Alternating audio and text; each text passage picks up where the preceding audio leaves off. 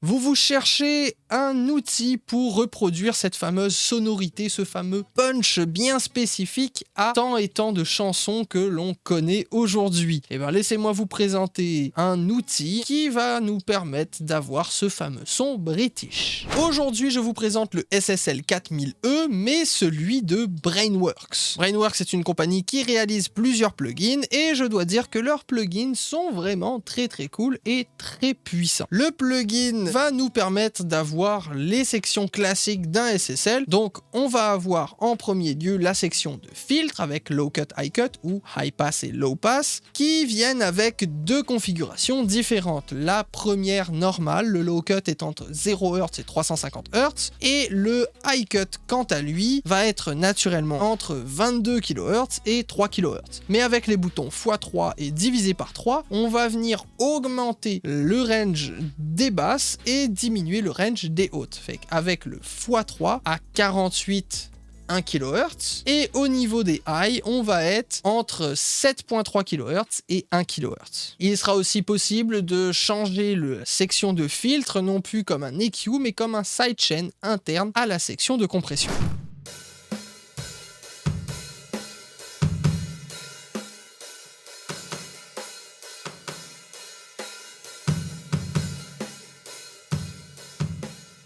En dessous, on rentre dans la section de contrôle dynamique avec en premier lieu le compresseur, ultra connu pour sa sonorité si spécifique, avec tout ce qu'il y a de plus classique pour un SSL, ratio, threshold et relâche, un bouton pour switcher entre l'attaque automatique ou alors l'attaque rapide. Il y a un tout petit bouton, oui c'est un bouton, c'est même un knob, le petit truc jaune là avec écrit mix à côté, qui nous permet de faire du processing parallèle entre guillemets, fait que ça nous permet de mélanger le signal compressé et le signal non compressé. Il y a aussi un petit HPF, donc un high pass filter pour le compresseur uniquement, ce qui peut être intéressant. Et il y a un bouton assez particulier qui s'appelle REL2 pour Release 2, qui permet d'utiliser un genre de second paramètre de release pour, par exemple, si vous avez du pumping, l'activer permet de contrôler ce pumping là.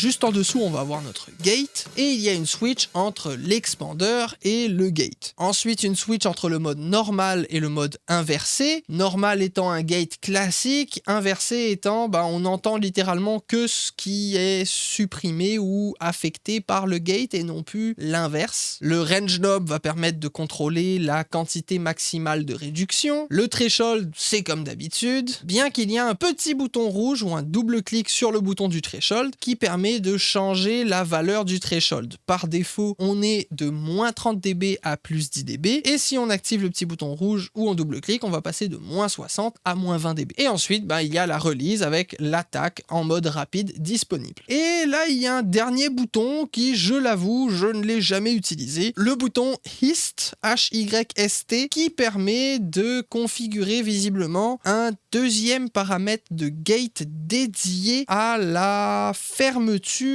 du gate selon le threshold. Bref, j'ai jamais utilisé, c'est à expérimenter.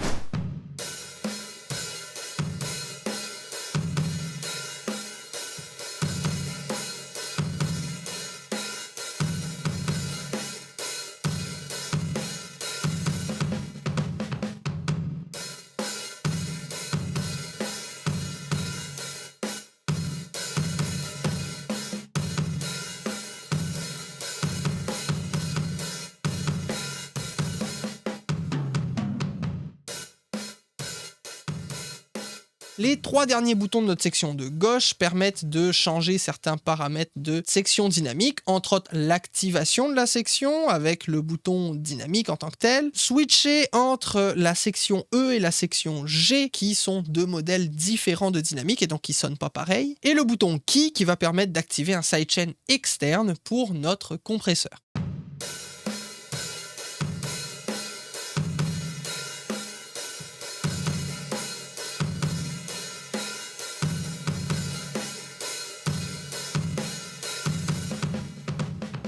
Ensuite, tout de suite à droite, on a toute la section d'égalisation qui est très classique avec 4 bandes de fréquences. Pour les low et les high, nous allons avoir par défaut un shelf avec setting semi-paramétrique, donc avec seulement le gain et la fréquence de configurable. On peut aussi switcher le shelf pour un bell. Et pour les 2 autres fréquences, on va avoir moyen de changer aussi le Q factor. Juste à côté, il y a le bouton EQ type qui permet de passer des brown knobs au black knob qui, tout simplement, sont 2 technologies ou 2 styles différents, donc des couleurs différentes. Et attention, bien que visuellement il n'y ait que la section des low qui change, ça change l'entièreté des fréquences. Fait que c'est entièrement des black knobs ou entièrement des brown knobs et donc ça change la sonorité complète de l'EQ. Tout en bas, on va avoir le bouton EQ qui permet d'activer ou désactiver la section d'EQ et les 2 autres boutons qui vont permettre de placer l'EQ soit sous forme de sidechain pour le compresseur ou alors tout simplement de placer l'EQ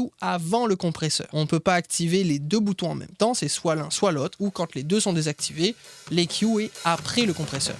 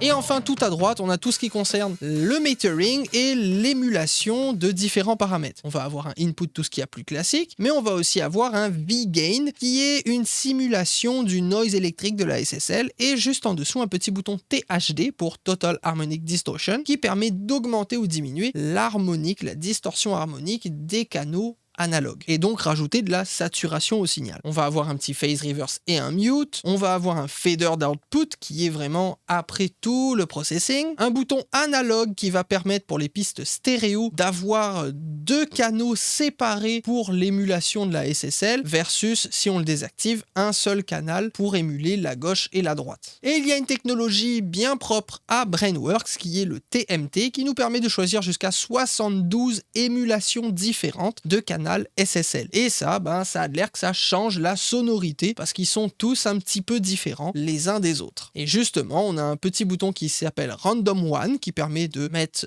aléatoirement un chiffre pour notre section d'émulation ou alors Random All qui va permettre de faire un randomize sur toutes les sessions de Brainworx SSL placées dans votre session. Et en vrai, ça peut réellement changer le tone.